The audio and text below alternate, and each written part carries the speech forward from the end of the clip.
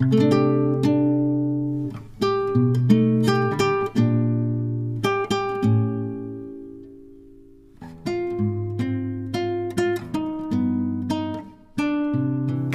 ननद। अंजलि की उम्र लगभग 30 साल हो चुकी थी। वो एक स्कूल में टीचर की जॉब करती थी। अंजलि के घर में उसकी माँ के अलावा उसका छोटा भाई और भाभी भी रहा करते थे। 30 साल की उम्र होने के बाद भी अंजलि की अब तक शादी नहीं हुई थी। इस बात को लेकर अंजलि की माँ रुक्मिणी देवी काफी परेशान रहा करती थी। माँ, मैं स्कूल जा रही हूँ, जरा मेरा टिफिन तो दे दीजिए। अब क्या पूरी जिंदगी मैं तुझे टिफिन बनाकर देती रहूंगी?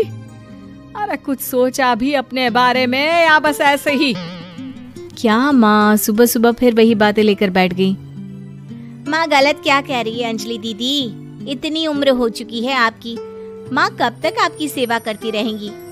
भाभी, मैंने माँ को कब कहा कि मेरी सेवा करो? वैसे भी अपना टिफिन मैं खुद तैयार कर लेती हूँ, बस टेबल से उठाकर देने को ही तो कहा था। वैसे अंजलि दीदी, देखा जाए तो टिफिन उठाकर देने की उम्र तो आपकी है। आपका अपना घर परिवार बच्चे होते तो ये जिम्मेदारी आज आप पूरी कर रही होती।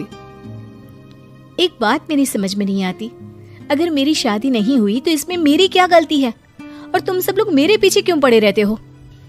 अरे कुछ कहना क्या पीछे पड़े रहना होता है? अपने छोटे भाई को देख, तुझसे 3 साल छोटा है लेकिन 2-2 बच्चे खेल रहे हैं आंगन में। मुझे आप लोगों की कोई बात नहीं सुननी, जा रही हूँ मैं। और आप में से किसी को मेरा कोई काम करने की जरूरत नहीं है, मैं खुद संभाल लूंगी। इतना कहकर अंजलि वहां से चली जाती है। शाम को जब अंजलि अपने स्कूल से लौटकर घर वापस आती है तो उसने देखा कि पड़ोस वाली निर्मला चाची वहां पर बैठी हुई थी। क्या बात है अंजलि बिटिया, नौकरी करके वापस आ गई? जी चाची जी, कैसी हैं आप? मैं तो ठीक हूँ बेटा, तुम बताओ शादी के बारे में कुछ सोचा या नहीं? अरे रहने दीजिए ना, इससे तो शादी की बात करना ही बेकार है। कुछ भी कहो तो गुस्सा करती है, बात बात पर आंखें दिखाती है। माँ, आप ऐसा क्यों कह रही हैं? मैंने कब आप पर गुस्सा किया? अरे अंजलि बेटा, तुम्हारी माँ ठीक ही तो कहती है। 30 की होने आई हो, अब तुम्हें भी शादी वादी कर लेनी चाहिए। चाची जी, आप तो ऐसे कह रही हैं जैसे शादी करने से मैंने मना किया हो। रहने दीजिए निर्मला चाची, हमारी अंजलि दीदी को अभी तक उनकी पसंद का दूल्हा नहीं मिला ना, इसीलिए वो शादी नहीं कर रही। भाभी, ऐसी कोई बात नहीं है। अरे तो फिर क्या बात है?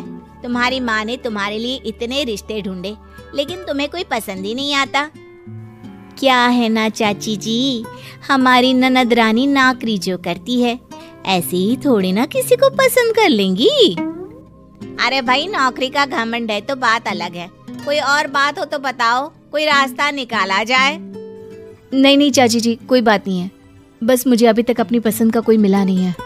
सुन लिया आपने, इस लड़की के तो पर निकल आए हैं और इतनी उम्र में अपनी पसंद का कोई मिलेगा भी नहीं इसे।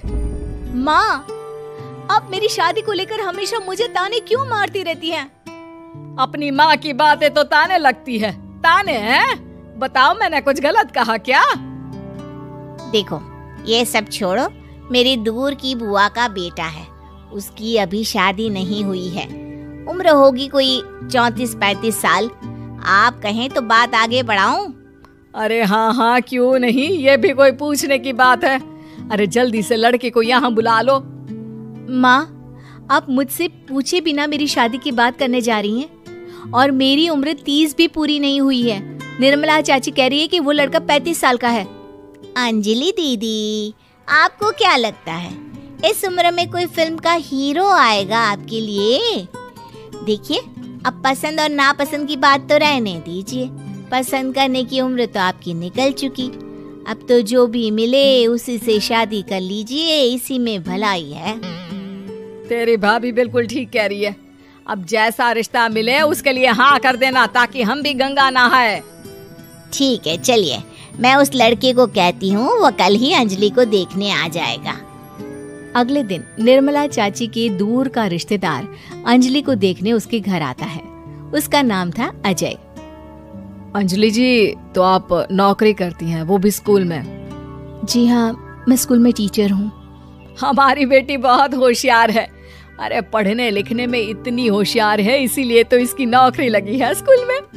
अब हाँ हाँ ठीक है आंटी जी, जरा मुझे भी तो बात करने दीजिए आपकी बेटी से। जी पूछिए ना, क्या पूछना चाहते हैं?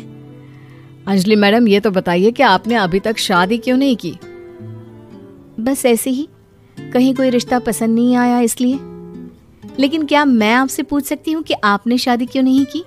अंजलि, क्या कर रही हो तुम? लड़कियों को इस तरह की बातें नहीं शोभा देती। रहने दीजिए आंटी जी, आपकी बेटी काफी पढ़ी लिखी है, मैं उनके सवाल का जवाब दे ही देता हूँ। वो क्या है ना, मुझे भी अभी तक अपनी पसंद की कोई लड़की नहीं मिली। अच्छा, कोई बात नहीं। वैसे आपकी तनख्वाह कितनी है? कितना कमा लेती है महीने का? जी यही कोई 25,000 महीने। बस 25,000? इतने से क्या होता है? इतने से तो आजकल घर भी नहीं चलता। आपके कहने का क्या मतलब है? अरे मैं तो ये सोचकर आया था कि नौकरी वाली लड़की है, आराम से 40,000 कमाती होगी। माफ कीजिएगा, आपका और मेरा रिश्ता नहीं हो सकता। जी कोई बात नहीं, मुझे भी आपके साथ शादी करने में कोई इंटरेस्ट नहीं है। अंजलि, किस तरह की बात कर रही हो? घर आए रिश्ते को ठुकरा रही हो तुम। दीदी, अब इस उम्र में आपको इतनी अकड़ नहीं दिखानी चाहिए। अच्छा खासा रिश्ता हाथ से निकल गया, कहीं ऐसा ना हो कि जिंदगी भर कुंवारी ही रह जाओ आप। कुछ दिन और ऐसे ही निकल जाते हैं और अंजलि की शादी कभी नहीं होती। अंजलि के परिवार वाले बिंदास उसे ताने मारते रहते हैं, लेकिन अंजलि एक बड़ी नौकरी की तैयारी करती है और उसमें सिलेक्ट होने के बाद अंजलि को एक बहुत बड़ी नौकरी मिल जाती है। अब तो दीदी के नखरे और भी ज्यादा बढ़ जाएंगे भाई, अब तो इतनी बड़ी नौकरी जो लगी है, अब इनकी शादी होने से रही। माँ, मुझे नौकरी के लिए दूसरे शहर जाना पड़ेगा। आप जानती हैं ये बहुत बड़ी जॉब है और इसमें पैसे भी बहुत ज्यादा मिलेंगे। अच्छा, कितने पैसे मिलेंगे बेटा? माँ, मुझे हर महीने 90,000 सैलरी मिलेगी। क्या? अरे वाह वाह, ये तो बहुत अच्छी बात है। लेकिन फायदा क्या? कितने भी पैसे मिले, शादी तो हुई नहीं ना तुम्हारी। अंजलि नौकरी करने के लिए दूसरे शहर में चली जाती है और जब कुछ महीनों के बाद वो वापस घर आती है तो उसे अपने पति के साथ देखकर उसके घर वाले हैरान रह जाते हैं। अरे अंजलि, तूने शादी कर ली और हमें बताया तक नहीं। और दामाद जी करते क्या हैं? इतनी बड़ी कार है उनकी।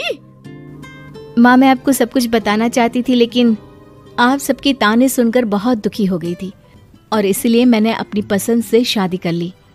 मेरे पति मेरे साथ ही ऑफिस में नौकरी करते हैं और बहुत बड़े अफसर हैं। और एक बात बताऊं माँ, आज मैं बहुत खुश हूँ।